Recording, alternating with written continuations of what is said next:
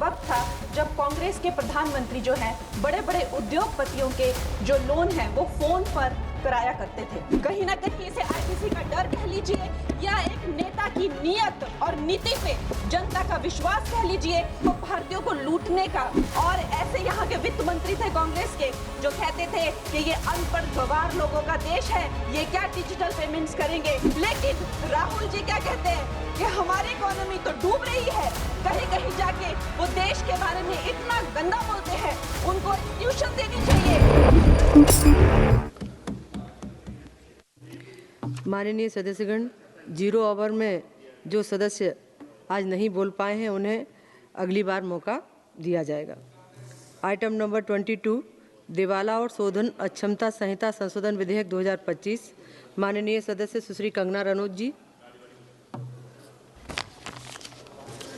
माननीय अध्यक्ष महोदया, मैं insolvency and bankruptcy code amendment bill 2026 का पूर्ण समर्थन करती हूं।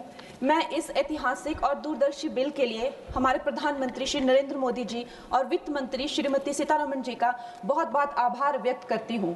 एक वक्त था जब कांग्रेस के प्रधानमंत्री जो हैं बड़े बड़े उद्योगपतियों के जो लोन हैं वो फोन पर कराया करते थे। और इस बात में कोई भी संशय नहीं है कि जैसे नेता होते हैं वैसी ही जनता होती है, जैसे राजा होते हैं वैसी ही प्रजा होती है। और इसका सबसे बड़ा प्रमाण महोदय जी हमें 2016 में मिला, जब आईबीसी पहली बार आया और हम सब ने देखा कि एनसीएलटी में जो 87% जो केसेस थे उनके जो सेटलमेंट वर्थ 13.9 लाख करोड़ के थे, आईबीसी आते ही वो सेटलमेंट बिना कोर्ट जाने से पहले ही प्री एडमिशन स्टेज पर ही वो सेटल हो गए।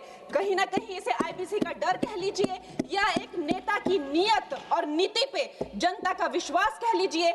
चाहे कोई कितना भी, मैं कहती हूं अगर ये विलफुल डिफॉल्टर भी थे, लेकिन जब हम देखते हैं कि हमारे शीर्ष नेतृत्व जो है वो इतने कर्मठ हैं, कर्मयोगी हैं, तो एक विलफुल डिफॉल्टर भी देश के प्रति अपना कर्तव्य निभाना चाहता है। इसका प्रमाण हमने 2016 में देखा जब ये बिल आया था। इस बिल का सबसे बड़ा सुधार है महोदय जी, आईबीसी का सबसे बड़ा प्रमुख सुधार है जो एनसीएलटी को जो है 14 दिन का जो विंडो मिला हुआ है, जिसका ट्रिब्यूनल को जो है 14 दिन में ही ये बताना पड़ेगा कि वो ये केस ले रहे हैं या नहीं ले रहे हैं। तो जो क्रेडिटर्स को जो भी असुविधा होती है, जो भी कानूनों की अस्पष्टता रहती है या प्रक्रियागत जो देरी रहती है, उससे हमें बहुत छुटकारा मिलेगा। उसके बाद जो क्राउन डेट करके जो अंग्रेजों द्वारा चलाई गई ये जो कुनीति है, जिसके करके जो भारतीयों को लूटने का एक जो उनका जो काम था, कभी कांग्रेस ने नहीं सोचा कि हम भारतीयों को इससे मुक्ति दिलाएं। ये काम भी हमारे यशस्वी प्रधानमंत्री नरेंद्र मोदी जी ने किया कि जब भी कोई बैंक कहीं से रिकवरी करेगा तो वहां सरकार को अपनी टांग अड़ाने की जरूरत नहीं है। वो धन जो है लोगों के पास जाना चाहिए, गरीबों का पैसा जो है गरीबों के पास जाना चाहिए। और इसके लिए हम बहुत आभार व्यक्त करते हैं इस बिल की। और प्रधानमंत्री जी महोदय जी, बैंक जो है किसी भी अर्थव्यवस्था का जो है वो आधार होते हैं। बैंकों की इतनी खस्ता हालत की हुई थी, 5% से लेकर 20% उनका सिर्फ मात्र रिकवरी रेट था। और ऐसे यहाँ के वित्त मंत्री थे कांग्रेस के जो कहते थे कि ये अनपढ़ गवार लोगों का देश है, ये क्या डिजिटल पेमेंट्स करेंगे। और हमारे प्रधानमंत्री जी ने जो भारतीयों का आत्मविश्वास तार तार कर दिया था, ये कांग्रेस के लोगों ने उन आत्मविश्वास को जगाया। 50 करोड़ से ज्यादा जन धन खाते खोले, जन जन को जो है बैंकों से कनेक्ट किया। और आज जो है बैंकों का जो है सशक्तिकरण जो है प्रधानमंत्री नरेंद्र मोदी जी ने किया है।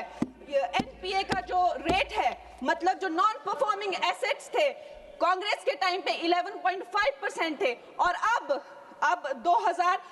मार्च 2025 में वो घटकर 2.25% हो गए हैं। लेकिन राहुल जी क्या कहते हैं कि हमारी इकोनॉमी तो डूब रही है, कहीं कहीं जाके वो देश के बारे में इतना गंदा बोलते हैं, उनको एक ट्यूशन देनी चाहिए और उनको बताना चाहिए कि 3% जो है ग्लोबली एक्सेप्टेबल है, it is in a very good position. और उनको शर्म आनी चाहिए, हर जगह जाकर जो है भारत की इकोनॉमी के बारे में इतना गलत बोलते रहते हैं। उसके साथ ही ये इसका सबसे बड़ा सुधार जो है वो है क्रॉस बॉर्डर इंसॉल्वेंसी के, मतलब जो हमारे जितने क्रेडिटर्स हैं अब वो बाहर के देशों में जाकर भी जो है अपनी रिकवरी कर सकते हैं, बाहर के देशों के एसेट से भी अपनी रिकवरी कर सकते हैं, वहां भी डिफॉल्टर्स पे केसेस कर सकते हैं और भारत में अपना लूटा हुआ या खोया हुआ धन जो है वो भारत में वापस ला सकते हैं। महोदय जी, मैं अब अपनी सरकार को, प्रधानमंत्री जी को और वित्त मंत्री जी को धन्यवाद करती हूं। उनकी रिफॉर्म, परफॉर्म, ट्रांसफॉर्म का जो मूल मंत्र है इस बिल से वो धरातल पे आया है और ये भारत की आर्थिक शक्ति और पारदर्शी व्यवस्था का जो है जीता जागता प्रतीक है।